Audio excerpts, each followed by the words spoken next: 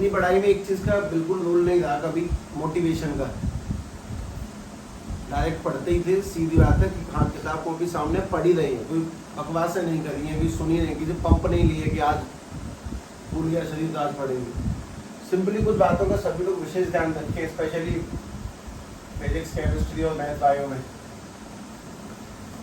ठीक है, ध्यान से काम की चीजें समझो। मैं तुम्हें एक बात और बता दूं कि तुम्हारा कौन चैप्टर चल रहा है केमिस्ट्री का, 4th। इसके बाद तुम पेज के 4थे पर जाओगे और 4 चैप्टर का मतलब होता है 40% फिजिक्स में, पहले 4 और बाकी के बचे हुए 8 के 10 बचे रह गए, वो 60% है। इतना डिवीजन है। काम की बात है, सभी लोगों के पास में 3 चैप्टर हो चुके हैं। Chapter number 1 electric charge and field, 2 electric potential capacitance और 3 कौन सा इलेक्ट्रिक करंट इलेक्ट्रिसिटी। केमिस्ट्री में तुम्हारा पहला चैप्टर हो चुका है सॉल्यूशन, दूसरा चैप्टर इलेक्ट्रोकेमिस्ट्री और तीसरा चैप्टर केमिकल काइनेटिक्स, चौथा ही चल रहा है कार्बन कंपाउंड और कोऑर्डिनेशन कंपाउंड। मैथ में तो मतलब जाने क्या क्या हो चुका है। Chapter number 3, 4, 5, 6, 7, 8। हालांकि तुम रिपीट में चले जाओगे अभी दोबारा से किसी टाइम पे, अब 10 चल रहा है, तुम इतने निकाल चुके हो। काम की बात है ये कि रिवीजन क्या करना है वो सभी लोग समझ लें, कि शायद बहुतों को आइडिया होता ही नहीं, सब पढ़ने बैठे तो क्या पढ़ने बैठे। चैप्टर 1 को 2, 3, 4, 5 पार्ट में अपनी सुविधा अनुसार डिवाइड करें सभी लोग। ऐसे नहीं कि आज पूरा एक दिन में रट के डाल देंगे सब, ऐसा नहीं करेंगे। सुविधा अनुसार डिवाइड करें, सुविधा अनुसार डिवाइड करें कि हाँ सब इतना बड़ा चैप्टर तो मैं आज एक दिन में 2 टॉपिक कर सकता हूँ, मैं 4 कर सकता हूँ, मैं 1 कर सकता हूँ, उस तरह से।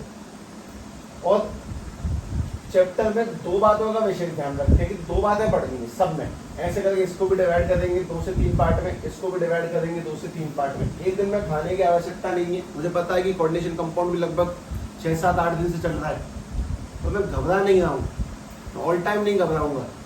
ये बहुत शांति से कहानी चलती है कि दिन में एक एक ड्रॉप बाई ड्रॉप बातें बनाई जाती हैं, तब बनती हैं। सेम टू सेम इसमें भी चैप्टर आपको 2 से 3 पार्टों में, 4 पार्टों में अपनी सुविधा अनुसार डिवाइड करें, और डिवाइड करने के बाद क्या करना वो समझो। यहाँ डिवाइड करने का कोई रोल नहीं है। तो मैं सभी चैप्टरों में 2 पढ़ाइयाँ करनी है सभी में। सबसे पहला तो तुमने आज के लिए टॉपिक डिसाइड किया कि थ्योरी लर्न करें और लिख के देखें।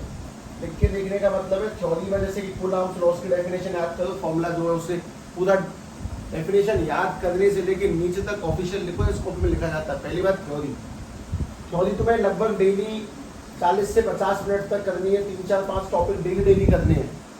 और उसके बाद में उस कंसेप्ट से रिलेटेड न्यूमेरिकल्स करें, हल्के फुल्के 19, 20, 50 सवाल में से कम 20 तो करो, 15-20 तो करो, 10-5 तो करो, उस तरह से।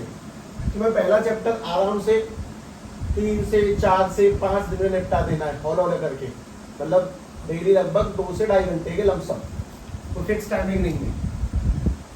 उसके साथ साथ सेम प्रोसेस यहाँ पर थ्योरी बहुत है केमिस्ट्री में, थ्योरी लर्न करें, प्लस में न्यूमेरिकल्स में खेल है। यहाँ पे तुम्हें न्यूमेरिकल्स ग्रुप पे अलग अलग किताबों पे मिलेंगे, तब जाकर कर पाओगे। यहाँ पे ऐसा कोई लफड़ा नहीं है। काम की बात फिक्स है कि थ्योरी लर्न करनी है ऑब्वियसली, और रिटन प्रैक्टिस करनी है, फॉर्मूले लिख के देखने पर रखना नहीं है, ठीक है। और दूसरी काम की बात है एनसीईआरटी न्यूमेरिकल्स करें, दैट्स इट। एनसीईआरटी न्यूमेरिकल्स का मतलब है एनसीईआरटी इंटेक्स्ट एक्सेस सब कुछ, और किसी भी थ्योरेटिकल क्वेश्चन को छोड़ा मत करो। तो सिंपल थ्योरी आती है कि साहब अगर फलानी चीज इंक्रीज करें वो डिक्रीज करें तो उस पर क्या फर्क पड़ेगा, छोड़ो, ऐसा नहीं। इन बातों को करें, तरीके से करें इन चीज़ों को।